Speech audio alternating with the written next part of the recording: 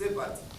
Shalom, shalom, que Dieu vous bénisse, les bien-aimés partout dans le monde, depuis les États-Unis, et ici en Belgique, la France, et la Hollande, et l'Allemagne, et pourquoi pas la RDC. Shalom, vraiment que Dieu vous bénisse depuis Irlande. Et je suis vraiment très content de vous retrouver encore sur ces plateaux et à propos de notre émission Unis pour la victoire. Donc là, nous sommes encore avec notre invité et je ne suis pas seule aujourd'hui et je suis avec notre bien-aimé. Je vais lui laisser la place pour se présenter. Et donc, pour vous dire, je vous aime beaucoup, Restez connectés, suivez-nous aujourd'hui. Et le Seigneur doit encore faire de grandes choses et il va encore parler à travers son serviteur. Et je vais vite passer les numéros. Et donc, si vous avez des questions comme d'hab, et si vous voulez aussi appeler, pourquoi pas, si vous avez parlé avec les serviteurs de Dieu en privé. Donc, je vais passer les numéros. C'est le 0032 492 221 789. 0032 492 221 789. Donc, que Dieu vous bénisse. Je vais passer la parole à mon bien-aimé de se présenter, de vous dire le pourquoi aussi il est avec nous.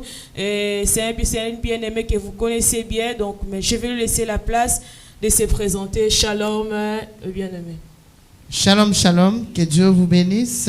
Que Dieu bénisse tous les fidèles téléspectateurs de Jésus TV, Télé Cité des Dieux, Radio Cité des Dieux International, partout vous êtes en train de nous suivre de par le monde entier, en Afrique, en Amérique, en Asie, en Océanie. Nous vous disons shalom, bonjour, bonsoir, bon après-midi. Ça dépend de l'heure qu'il fait chez vous là-bas. Voilà, c'est votre serviteur, l'humble serviteur, l'évangéliste Gédéon. Je vous aime de l'amour du Seigneur et très heureux encore d'être de vôtre dans le cadre de l'émission Unis pour la victoire, comme l'a spécifié Maman Christelle. Nous sommes dans la joie d'être de vôtre. Que Dieu vous bénisse et de très bonnes conditions d'écoute. Voilà, Maman Christelle, que Dieu vous bénisse. Que Dieu vous bénisse aussi, évangéliste Gédéon. Et bien-aimé, on ne peut pas commencer notre émission sans pourtant prier. Et la Bible nous dit, donc avant de faire toutes choses, nous devons rendre gloire à Dieu. Parce que c'est le Seigneur qui a permis à ce que nous nous rencontrons encore ce matin, ce soir. Donc pourquoi pas cet après-midi, bien-aimé, pour cette émission. Donc par là, je vais demander à l'évangéliste Gédéon si vous pouvez nous conduire à la prière. Évangéliste Gédéon. Nous prions, Seigneur Reine, bénis ce moment, ta grâce dans nos vies, de tout ce qui n'a pas honoré ton nom, sanctifie-nous, purifie-nous par ton sang.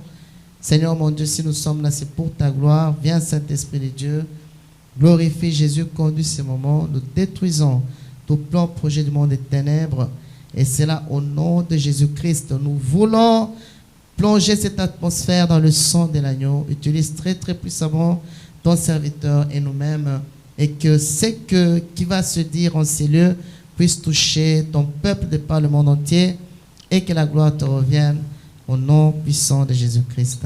Merci Seigneur Jésus-Christ. Merci Seigneur Jésus-Christ. Amen, amen. Amen. Oui, amen. Donc, bien-aimés, nous sommes encore là. Comme on venait de dire, c'est notre émission Unis pour la victoire. Donc, aujourd'hui, nous allons un peu reculer, donc faire la conclusion un peu de tout. Donc, parce que nous avons vu vos réactions, nous avons vu vos questions. Donc, on ne peut pas avancer comme ça. Donc, il y a... Comprenez-nous, il y a nos bien-aimés, donc ils voulaient encore savoir un peu plus. Donc aujourd'hui, l'homme de Dieu est là, donc on va un peu reculer, recommencer à zéro, donc de ce qu'on avait parlé avant.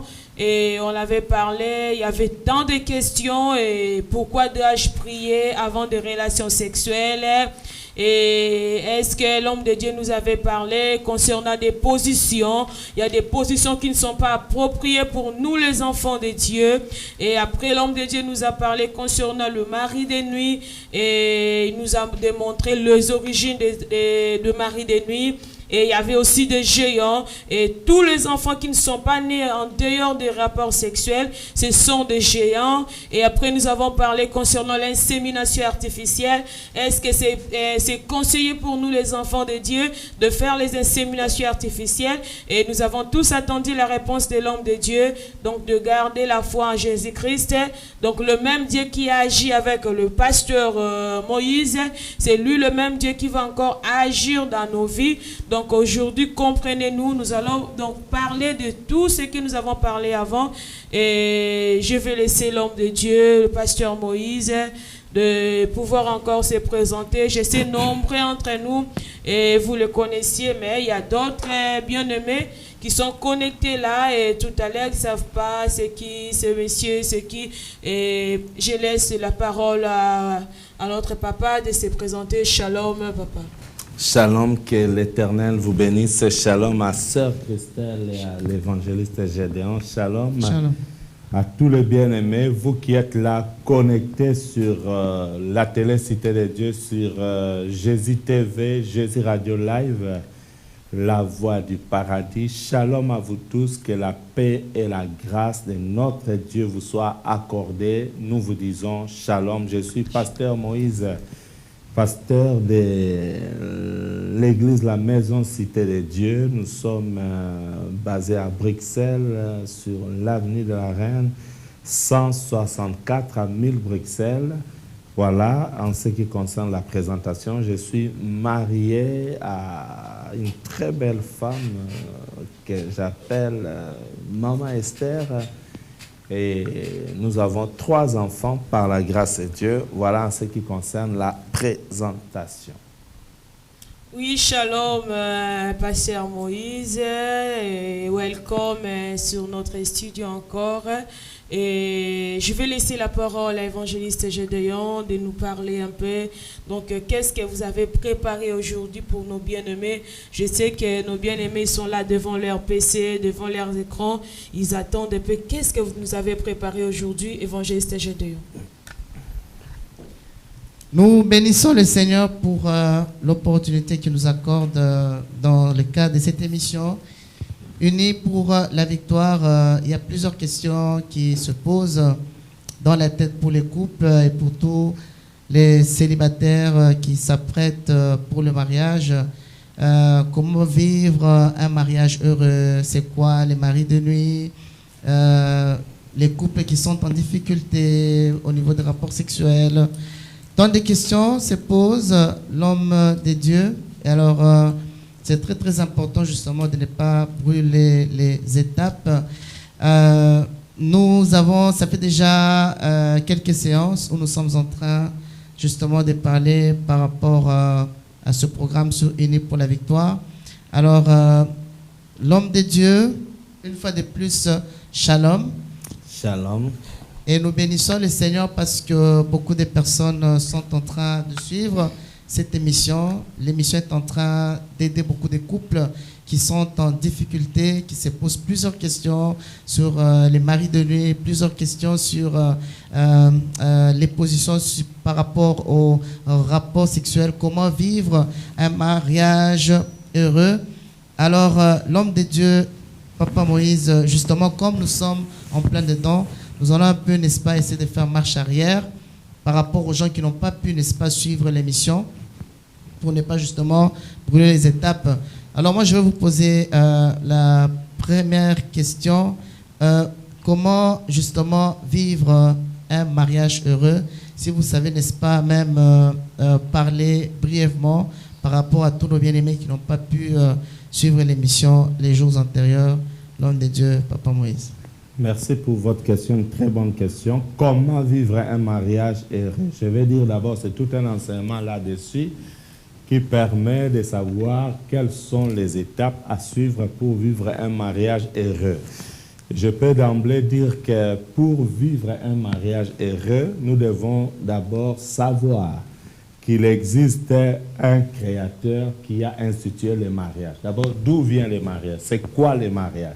Ce sont des questions à poser et une fois qu'on trouve des réponses, d'où vient le mariage, qui a créé le mariage, quelle était la vision du créateur par rapport au mariage, pourquoi a-t-il institué le mariage, pourquoi se marier, parce que ça c'est une question très très importante. Les gens se marient des fois, vous leur posez la question pourquoi vous vous mariez, et beaucoup ont difficile à répondre à cette question-là. Quand je pose la question pourquoi se marier, tout de suite beaucoup de gens peuvent donner la réponse.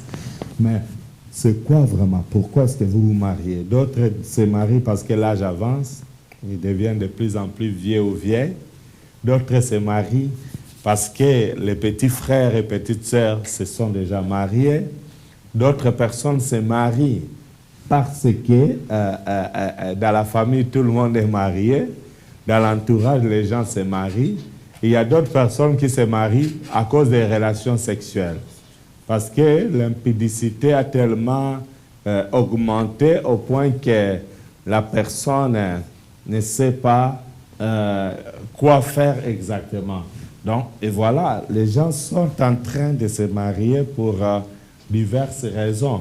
Mais il est important de savoir pourquoi vous vous mariez. Et c'est quoi le mariage? Le mariage, c'est un contrat, comme je l'ai dit la fois passée. Le mariage est une alliance. Et ce contrat-là se fait en parole, en acte, ça se fait spirituellement, physiquement, mais il suffit d'avoir une parole de la part de l'un ou l'autre pour contracter ce contrat-là.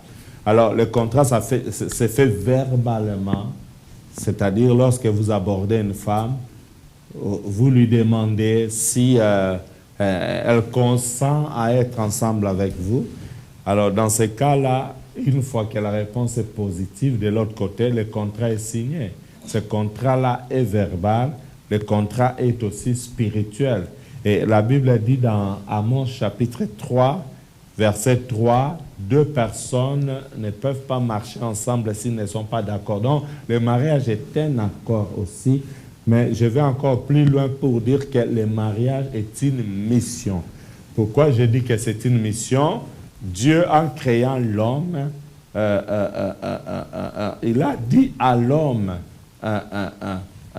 d'abord, après avoir béni l'homme, le Seigneur va demander à l'homme et à la femme de multiplier, de remplir la terre, de l'assujettir et de dominer sur tout ce qu'il faut. Le mariage est une mission. L'homme vient en mission dans la vie de la femme pour beaucoup de choses.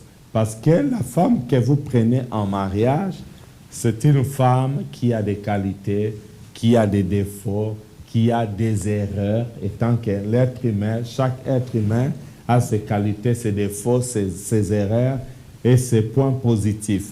Alors, lorsque vous venez en mission dans le mariage, l'objectif premier est d'aider votre conjoint, mari ou femme, de savoir éliminer par votre bon comportement aussi, vous contribuez parce que nous devons savoir que quand Dieu a établi l'homme dans les jardins d'Éden, c'était pour les cultiver et les garder. C'est-à-dire l'homme vient aussi dans les mariages pour cultiver et garder.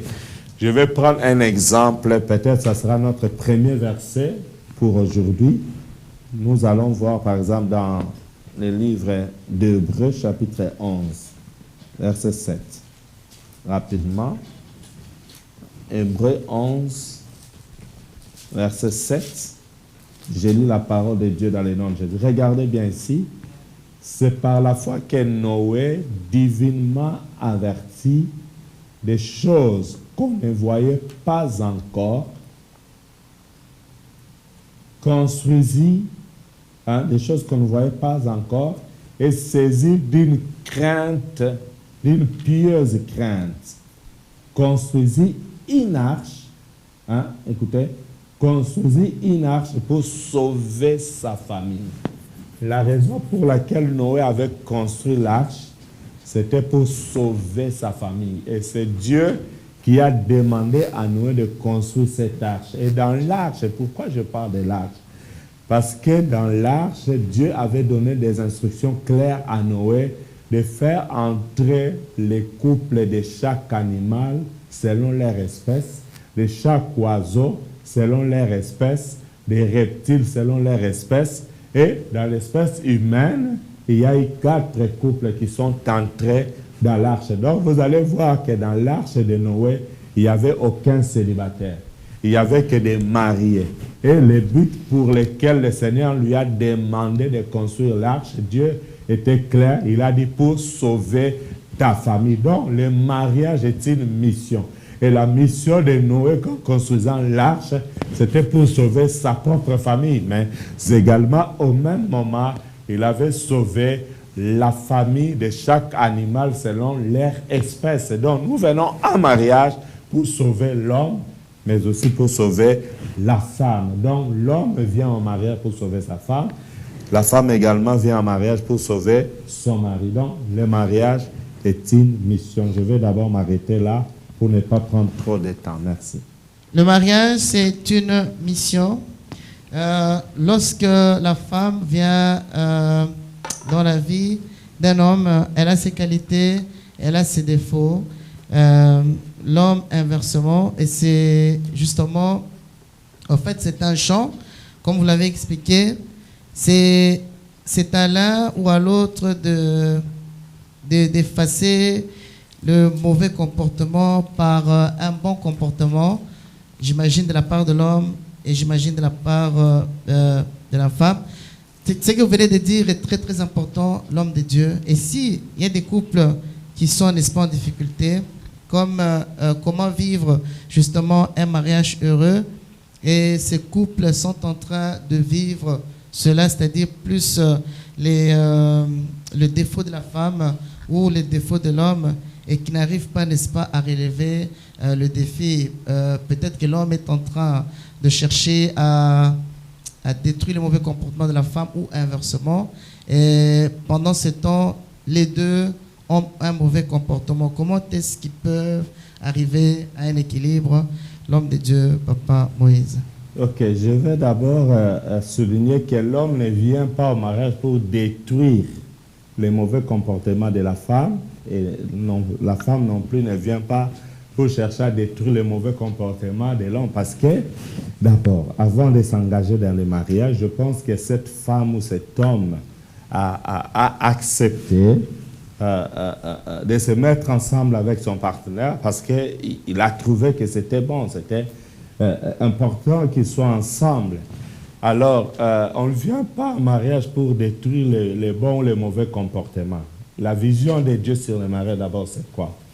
La Bible dit dans Genèse, chapitre 2, le verset 24.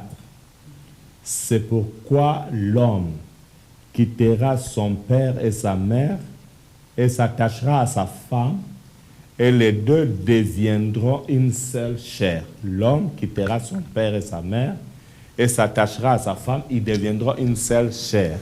Bien-aimé, pour bien vivre un mariage heureux, la première chose à faire, c'est de quitter. C'est ça la première étape. Le mariage a ses étapes.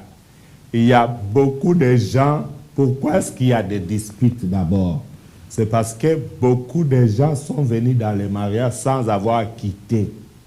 Quand on parle de quitter, ici on parle de l'homme, hein? On dit par rapport à l'homme, retenez bien par rapport à l'homme, si vous voulez vivre un mariage heureux. Par rapport à l'homme, Dieu dit dans Genèse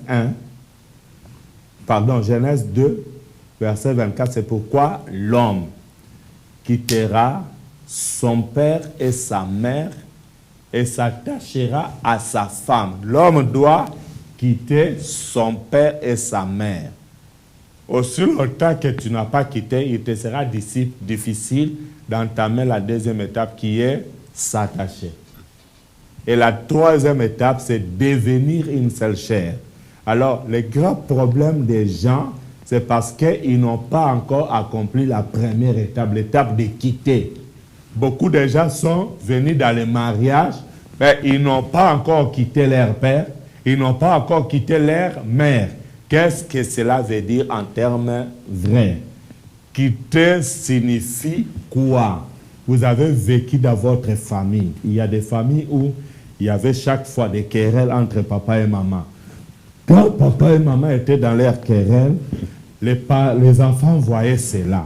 Ils copiaient cela au point qu'il y a même des enfants qui disaient à leurs frères, si tu joues, je vais te taper comme papa tape maman. Tu vois? Ce sont des choses que les gens ont copiées. Et les mauvais comportements de beaucoup de parents ont fait qu'aujourd'hui, beaucoup de jeunes filles ont dégoûté les mariages à cause des mauvais comportements de leurs papas là où ils ont grandi. Et beaucoup de garçons ont dégoûté les mariages à cause de ce que leur maman faisait à leur papa. Parce qu'il y a des mamans dans les mariages, lorsqu'il y avait un petit problème, elle doit déchirer la chemise de son mari. Et les enfants voyaient ça. Les enfants ont eu peur d'entrer en mariage parce qu'ils disent, ah, donc le mariage c'est ça. Le mariage c'est la bagarre. Le mariage c'est déchirer la chemise. Le mariage c'est tenir papa sur la ceinture. Parce qu'il y a des mamans, oh, ma tête, tu ne le sors pas. Alors, elle doit tenir la ceinture. Tu vois? Donc, elle doit tenir la ceinture. Donc, alors, tout cela, les enfants ont vécu cela. Les enfants voyaient comment est-ce que papa écrasait maman dans la maison. Les enfants voyaient comment maman cassait les verres dans la maison. Les enfants voyaient tout cela. Comment est-ce qu'il y avait des querelles? Je vais vous dire une chose. Les parents qui ont l'habitude de se battre, de se quereller devant les enfants, sachez que tout ce que vous faites là, vous êtes en train de s'aimer quelque chose de mauvais dans la vie des enfants. Ils voient ça, ils enregistrent. Vos enfants ont une âme qui enregistre tout ce qui se passe. Et cela va pousser les enfants soit à vivre selon les mauvais comportements de papa et maman, soit à vivre selon les bons comportements des parents. Donc, tout ce que les enfants ont vu dans la maison, là, ils ont grandi chez les parents, chez les oncles ou chez leurs tantes, c'est ce qu'ils amènent. Donc, c'est ça. En fait, vous êtes en train d'inculquer aux enfants votre vision à vous selon les mariages, mais non pas la vision de Dieu. Amen. Hein? Amen. Donc, c'est ça le problème. Donc, dans les mariages, les enfants déjà, au niveau de leurs parents, ils sont en train de copier la leçon. Donc, les comportements des parents consistent en une leçon pour les enfants. Donc, c'est comme si c'était à l'école du mariage de leurs parents et ils sont en train de copier les bons et les mauvais comportements, la façon de parler et d'agir de l'un et l'autre. Alors, ils vont grandir avec ça. C'est pourquoi Dieu, connaissant que chacun a vécu dans une famille qui était une bonne famille ou une mauvaise famille, où les parents avaient un mauvais ou un bon comportement, le Seigneur, pour que les enfants ne viennent pas une fois qu'ils arrivent et qu'ils atteignent la maturité, pour qu'ils ne viennent pas avec toutes ces choses dans les mariages, le Seigneur a préparé, il a dit, c'est pourquoi l'homme quittera. Donc, l'homme doit d'abord quitter les mauvais comportements de leurs parents qu'ils ont vu dans leur mariage. Il doit quitter les mauvais agissements, la bagarre, les disputes, la séparation des corps. Dans d'autres familles, vous allez voir, une fois qu'il y a un problème, papa chasse maman. Ah, toi, tu ne seras plus ici. Il prend la valise et il jette dehors. Les enfants ont vu ça. Et le Seigneur ne veut pas que l'on puisse copier cela parce que Dieu a sa vision à lui pour le mariage. Il dit, c'est pourquoi l'homme quittera son père et sa mère et s'attachera à sa femme. Il y a des hommes qui ne sont pas attachés à leur femme. Il y a des hommes qui sont attachés encore à leur maman. Vous allez voir quelqu'un qui est marié dans la maison, sa femme prépare pour lui, il dit, ah, mais cette nourriture, ce n'est pas comme ma mère. Écoutez, alors rentre chez toi, tu es un gros bébé, rentre encore dans la maison de ton père. Pasteur Moïse, sorry. Ouais. Et en parlant de ça, je ne sais pas. C'est ma maman, mais cela ne me dérange pas de comparer avec ma maman. Je ne sais pas, parce que si vous dites que non, vous pensez encore à votre maman et vous allez retourner chez vous, c'est ma maman. Je peux dire à ma femme, si tu peux préparer ce plat comme ma maman le préparait. Donc cela ne veut pas dire que non, je suis trop influencée par ma maman.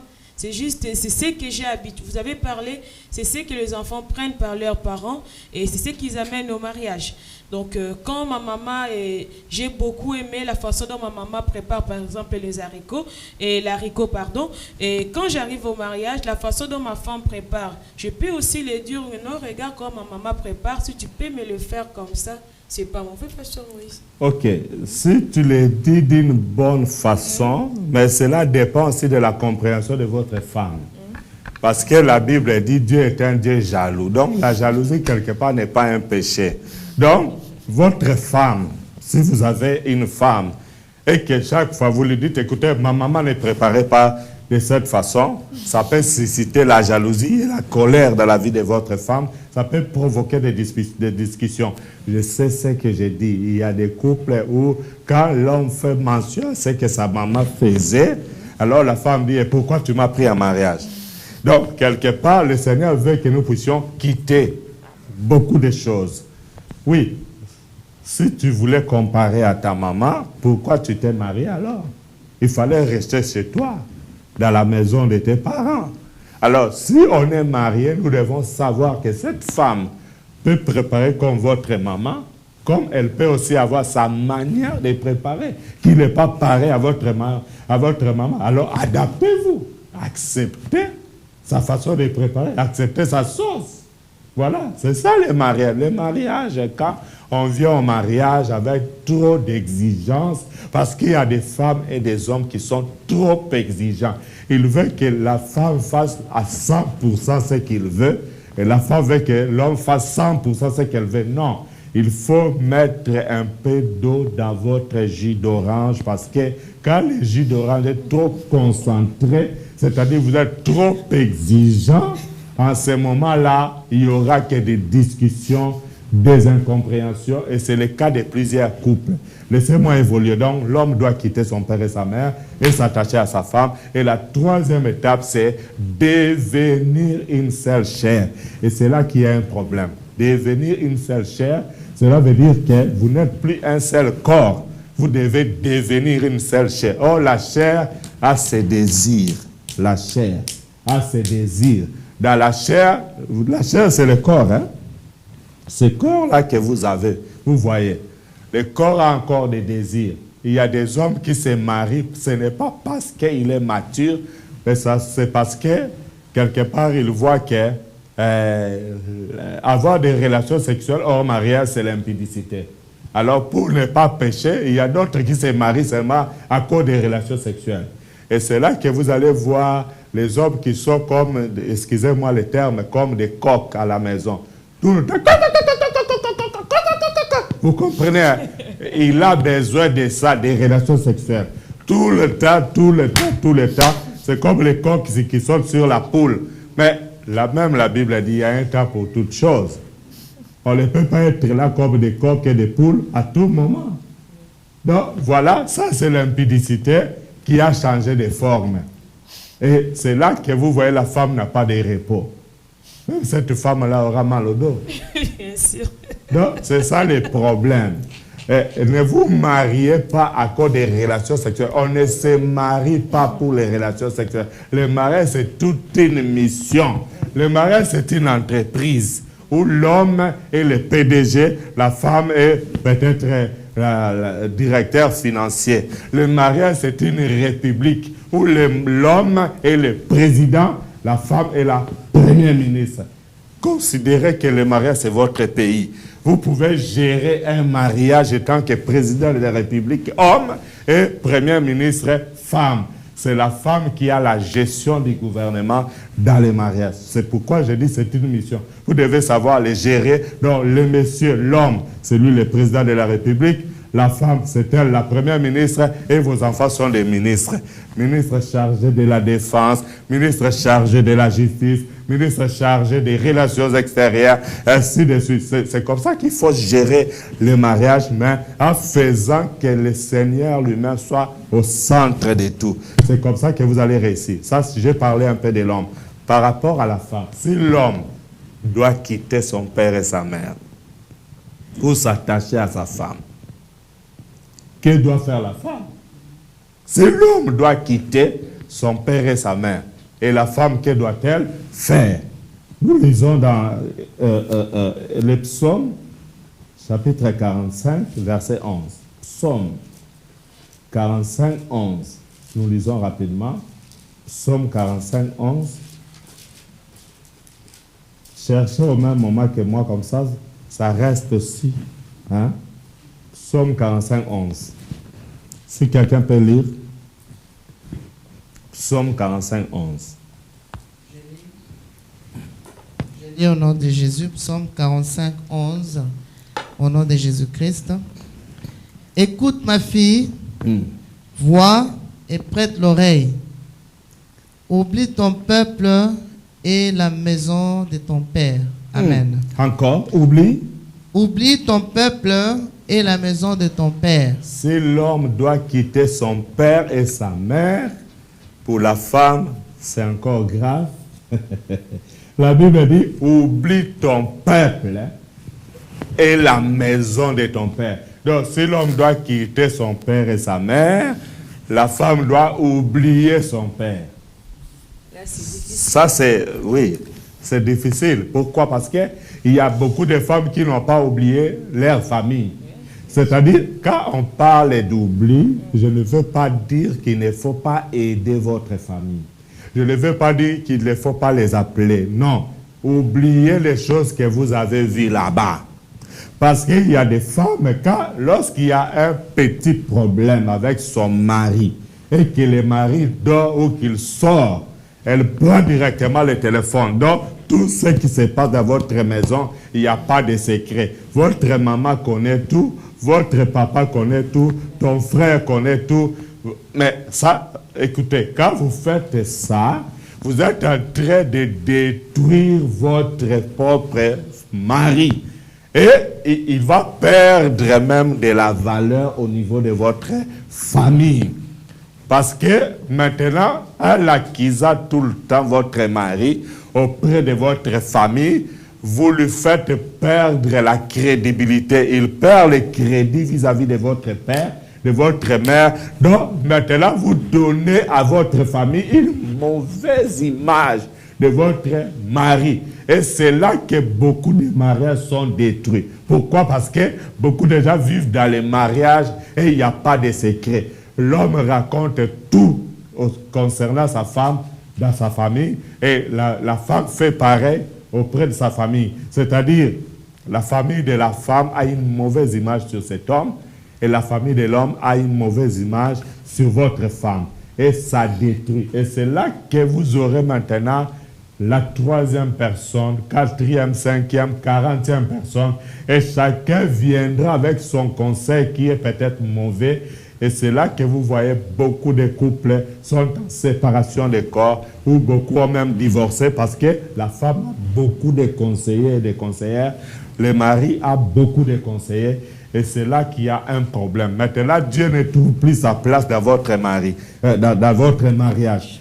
La Bible dit, jeune fille, oublie ton peuple, la maison de ton père. C'est-à-dire, tout ce qui s'est passé de mauvais dans les couples de vos parents, faites en sorte que cela, vous ne puissiez pas l'amener dans votre couple.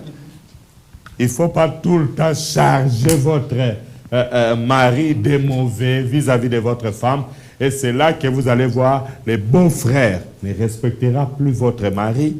La belle-sœur ne respectera plus. Vos parents vont commencer à dire n'importe quoi. Il y a des mariages comme ça où l'homme, c'est comme un papier dans sa belle famille. Il est devenu un papier. Pourquoi? C'est à cause de sa femme. Même des choses qui se passent dans la chambre, vous parlez à votre père, vous parlez à votre mère, vous parlez à votre soeur. Il y a des femmes, quand elles prennent les téléphones pour parler à sa soeur, elles peuvent faire 2 heures du temps, 4 heures du temps, en train de parler à sa soeur et alors des fois du mal de son mari. Donc ça c'est important. Il faut oublier votre famille dans le sens de conserver l'unité et la paix dans votre couple. Je vais arrêter un peu là. Gloire au Seigneur, que Dieu soit loué pour ce beau éclaircissement. Maman Christiane. Oui, merci Pasteur Moïse. À tout le moment, il faut oublier. Là, c'est, je ne sais pas, c'est très difficile donc d'oublier. Mais par l'aide du Saint-Esprit, nous allons y arriver. D'oublier, donc ce n'est pas d'oublier nos anciennes habitudes. Ce qu'on faisait avant, il est très important de l'oublier. Pasteur Moïse, j'ai une question à vous poser. Donc ce n'est pas par oublier, mais il y a dans un couple, je vois l'homme et la femme, ils sont mariés légalement. Et maintenant, ils ne veulent pas tomber. Il y a d'autres qui n'acceptent pas de prendre des contraceptifs, de pilules et autres. Mais pendant les relations sexuelles, pour éviter les grossesses, pour éviter d'avoir des enfants un peu beaucoup. Et ce qu'il peut faire l'homme peut faire des coïts ratés, soit il peut éjaculer par dehors pendant les relations sexuelles. Est-ce que cela est-il mauvais ou bien c'est normal pour éviter d'avoir beaucoup plus des enfants, de faire pendant les relations sexuelles, au lieu d'éjaculer par l'intérieur, vous faites les coïts ratés, Pasteur Moïse? Ok, je vais laisser la parole de Dieu parler à notre place. Nous allons voir un cas dans Genèse 38. Genèse chapitre 38, je préfère que l'on lise le verset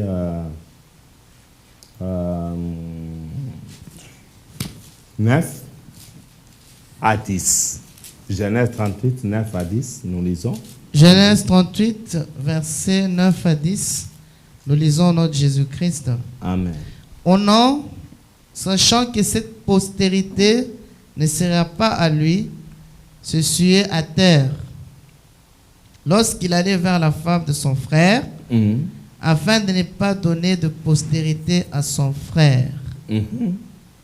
Verset 10. Ce qu'il faisait déplut à l'Éternel. Ce qu'il faisait déplut à l'Éternel. Ce qu'il faisait déplut à l'Éternel. Et qu'est-ce qu'il faisait?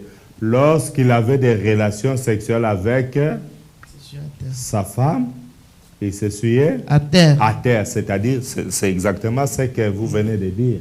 Alors, si Dieu était content, Dieu allait l'approuver. Mais écoutez ce que Dieu dit au verset 10. Ce qu'il faisait déplut à l'Éternel, qui le fit aussi mourir. Voilà. Voilà les conséquences de jeter la semence par terre. Il y a beaucoup de gens qui le font. Les femmes, les hommes mariés, comme les gens qui vivent dans l'impudicité, dans l'adultère. Il y a beaucoup de gens qui sont dans l'impudicité, dans l'adultère. Ils sont en train de faire leurs relations sexuelles dehors, ce que j'appelle ici l'onanisme pour les hommes. Il faut l'onanisme. C'est-à-dire, lorsqu'ils ont des relations sexuelles avec une femme, ils jettent leurs semences dehors. Mais il y a d'autres qui font aussi l'onanisme.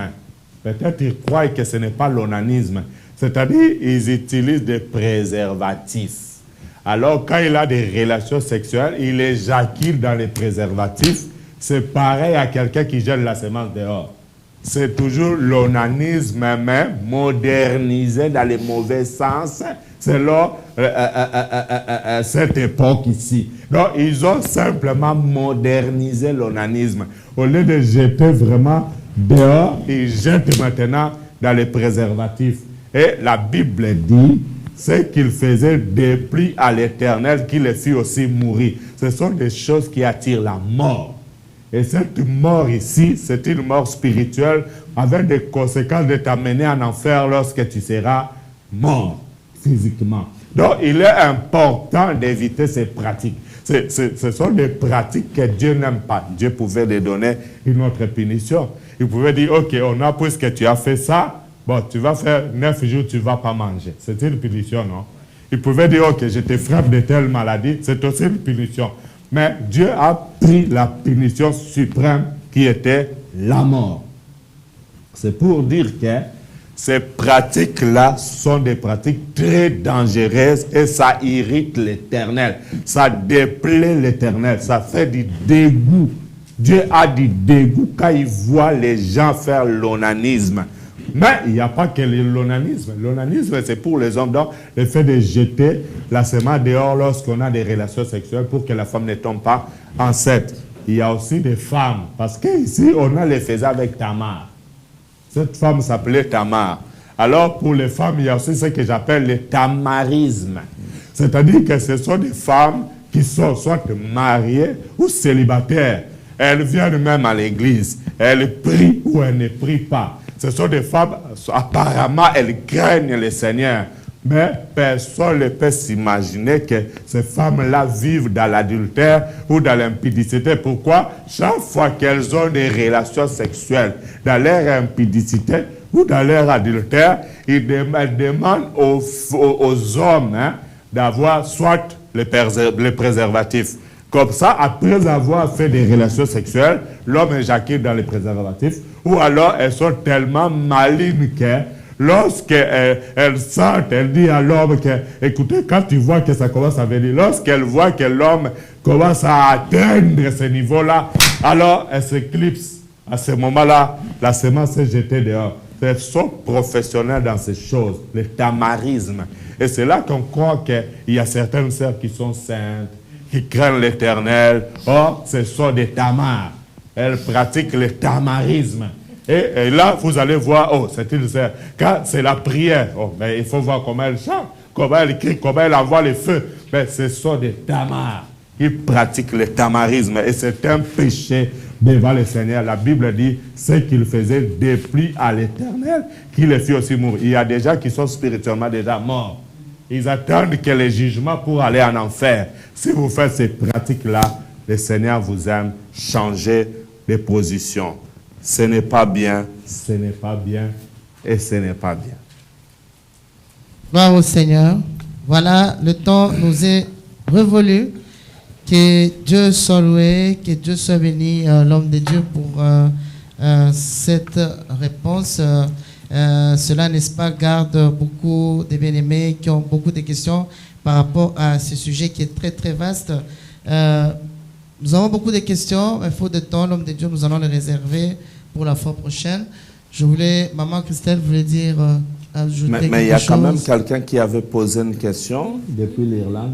J'aimerais bien répondre à cette question-là parce que ça fait, je crois, 3 séances que la personne attend qu'on puisse poser sa question. Il s'agit de frère Moïse depuis Irlande que je salue à passant. Que Dieu vous bénisse, frère Moïse. Si je peux bien lire la question, il nous a écrit « Concernant les familles composées de jolies filles, mais qui ne se marient pas, il peut y avoir un mari ou une femme de nuit. » Donc, pasteur Moïse, frère Moïse, encore, voulait savoir, et dans des familles composées, qui ont de jolies filles, et qui ne se marient pas, est-ce que c'est vraiment des maris de nuit qui fait que ces sœurs ne se marient pas, ou bien il y a d'autres questions, et il y a d'autres situations qui est cachées là-dedans? Et pasteur Moïse, si vous pouvez répondre à frère Moïse, et je crois à d'autres bien-aimés, ça sera bénéfique. Ok, je pense que cette question a été posée lorsque nous avions parlé des maris et femmes de nuit. Oui. Nous avions fait allusion à Genèse chapitre 6, lorsque les anges déchus, les démons, sont descendus et qu'ils ont pris des femmes. Ils ont eu des relations sexuelles. Ces esprits ont eu des relations sexuelles avec les filles des hommes. Et en ce moment-là, ces filles sont tombées enceintes. Elles ont enfanté des géants. J'ai parlé des maris de nuit, femmes de nuit, que j'appelle femme-esprit, mari-esprit ou enfant géant, parce que cette relation des maris et femmes de nuit, ça produit des enfants géants, c'est-à-dire des géants qui vous détruisent. Alors, la question de savoir, est-ce que une famille qui est composée de jolies filles, de belles filles, qui ne se marient pas, est-ce que ça pourrait être causé par des maris de nuit? Dans certains cas, oui. Dans certains cas, il y a des gens qui, à cause d'un mari de nuit, les maris de nuit peuvent vous empêcher aussi d'entrer en mariage.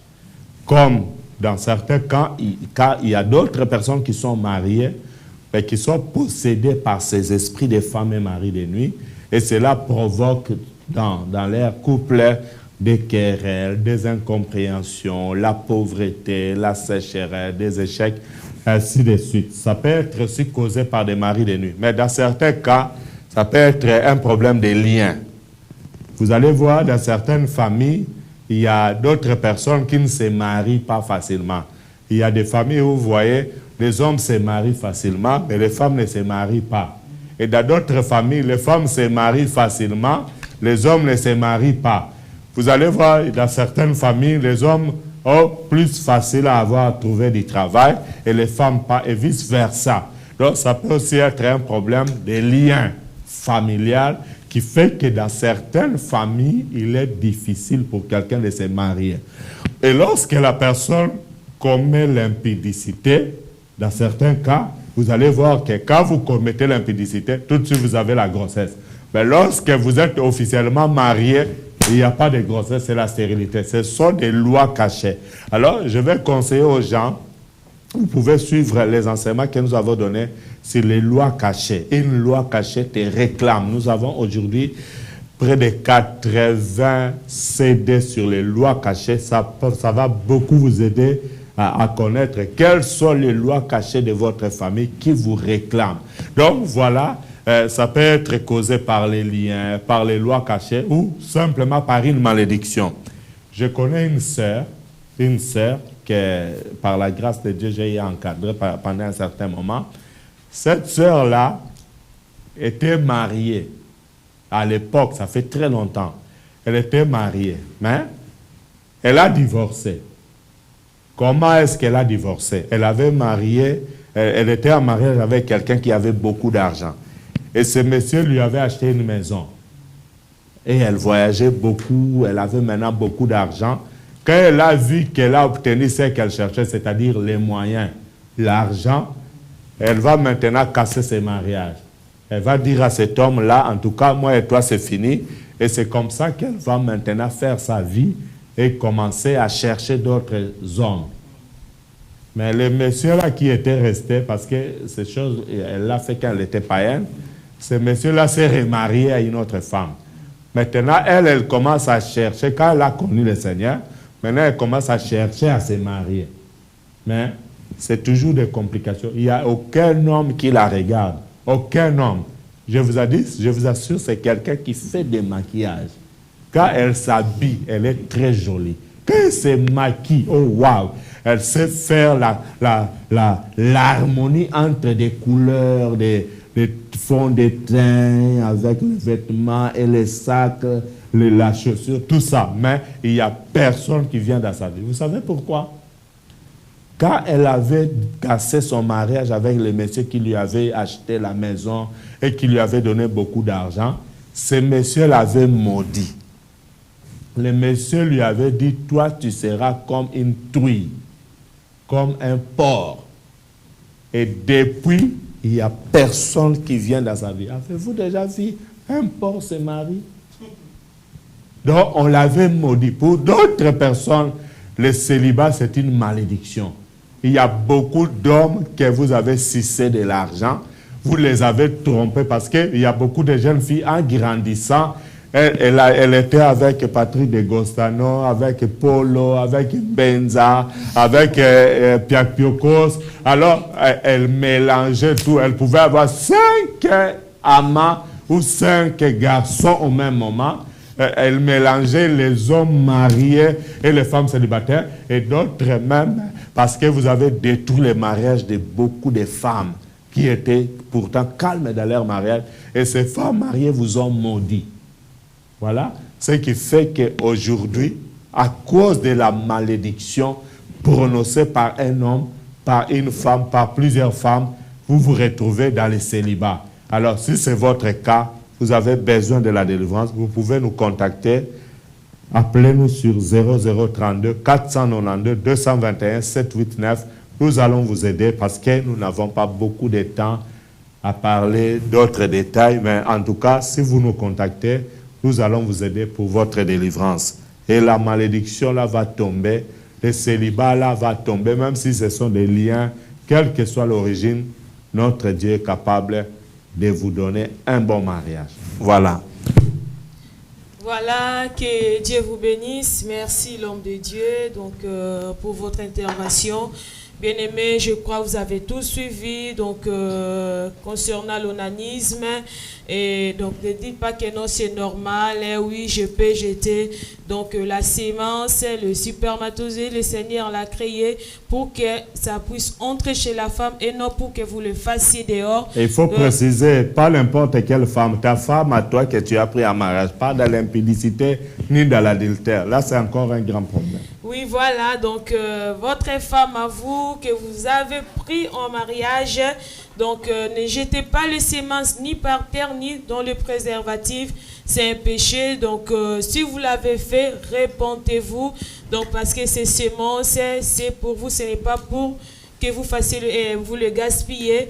Donc, l'homme de Dieu, que Dieu vous bénisse. Bien-aimés, merci pour votre disponibilité. Vous tous qui êtes connectés sur Jésus TV, la télécité de Dieu. Et si vous voulez encore nous rejoindre sur www.gmcd.be. Donc, je vous dis merci beaucoup. Donc, ne ratez pas, restez toujours connectés. Donc, il y aura encore, l'homme de Dieu a beaucoup de choses à dire. Et donc, on se donne rendez-vous à la prochaine, le lundi. L'homme de Dieu, on ne peut pas quitter comme ça. Si vous pouvez prier pour le peuple de Dieu, je crois tout et chacun de nous, et nous sommes encore vraiment retrouvés, surtout pour l'onanisme et la malédiction de célibat qui nous retire encore dans la maison de nos parents. Bien, l'homme de Dieu, la prière s'il vous plaît. Oui, avant que l'homme de Dieu puisse faire la prière, pour rappeler aussi à tous nos bien-aimés, si vous avez des questions, vous pouvez les écrire et nous envoyer. Vous pouvez, n'est-ce pas, nous les envoyer sur contact@gmcd.be, contact@gmcd.be, la maison Cité des Dieux, en un mot, @gmcd.be. Vous pouvez aussi nous appeler au numéro qu'on a donné tout à l'heure, le 0032 492 221 789. Sentez-vous libre de vous exprimer. Vous allez recevoir quelqu'un au bout du fil qui pourra vraiment vous aider. Je sens, n'est-ce pas, que vous êtes en train de traverser des moments difficiles dans votre couple. C'est pourquoi Dieu a permis à susciter cette émission justement afin de vous aider. Donc sentez-vous libre, n'est-ce pas, de nous appeler. L'homme de Dieu sera disponible justement pour répondre à vos questions. Vraiment que Dieu vous bénisse pour votre disponibilité. Alors nous laissons la place à l'homme de Dieu pour prier afin de clôturer cette émission. Alors nous allons prier. Éternel, dans le nom de Jésus, je viens élever ton Saint-Nom au-dessus de tout pour ce moment merveilleux que tu nous as accordé. Je te confie, mon frère, ma soeur, chaque personne qui a suivi cette émission entre tes saintes mains. Je demande ta bénédiction, ta paix dans leur vie au nom de Jésus-Christ. Je brise tout le plan de l'ennemi contre chaque personne, contre chaque mariage, contre chaque couple. J'anéantis tout ce qui est de l'ennemi au nom de Jésus-Christ. Mais je demande au Dieu de gloire que toi seul puisses régner dans ces familles. Au nom de Jésus, te recommandons nos prochaines émissions entre tes saintes mains. Dirige-nous l'Esprit de Dieu, inspire-nous encore davantage afin d'apporter la solution à tes enfants. Que nous soyons les simples instruments que tu utilises pour ta seule gloire. Je prie au nom de Jésus. Amen. Amen. Que Dieu vous bénisse. Love you. Bye. Bye. Que Dieu vous bénisse et merci beaucoup à Papa Séverin Didas Mabiala derrière la caméra. Que Dieu vous bénisse. À tous les bien-aimés, nos fidèles auditeurs, que Dieu vous bénisse. Et partagez cette émission, dites-le à vos frères, vos amis. Et nous sommes là même sur YouTube, donc vous pouvez suivre les émissions. Et je vous dis merci, à la prochaine. Que Dieu vous bénisse.